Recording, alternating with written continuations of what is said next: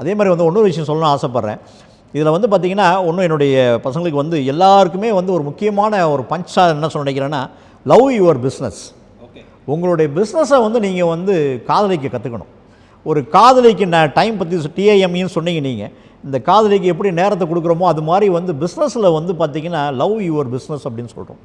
இந்த ஒரு விஷயம் இருந்தால், அந்த பிஸ்னஸில் நமக்கு ஆர்வம் இருந்தால், அந்த காதலித்தால் நம்முடைய தொழிலை நம்ம காதலித்தோம்னா நிச்சயமாக நம்ம சக்ஸஸாக பண்ணலாம். ஆர்வமே இல்லாமல் ஒரு தொழிலில் நம்ம இருந்தோம்னா வெற்றி அடைக்க வாய்ப்பே கிடையாது.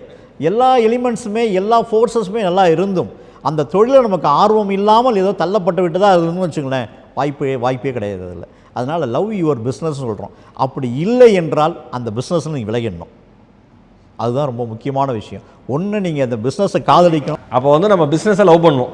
நிச்சயமாக love your business or leave your business. வேலை முடிஞ்சது போங்க, அவ்வளோதான். நீங்கள் வந்து ஒன்றே பிஸ்னஸில் லவ் பண்ணணும், இல்லை அதை விட்டுட்டு விலகிடணும். இதுதான் உண்மையான விஷயம். சூப்பர். இவ்வளோ நேரம் உங்கள்கிட்ட பேசுனதில் நிறையா டேக்அவே மெசேஜ் எனக்கு கிடச்சிது பர்சனலாக. அவ்வளோ பெரிய விஷயங்கள் ஷேர் பண்ணீங்க. ரொம்ப ரொம்ப அருமையான ஒரு நேர்காணலாக இருந்தது.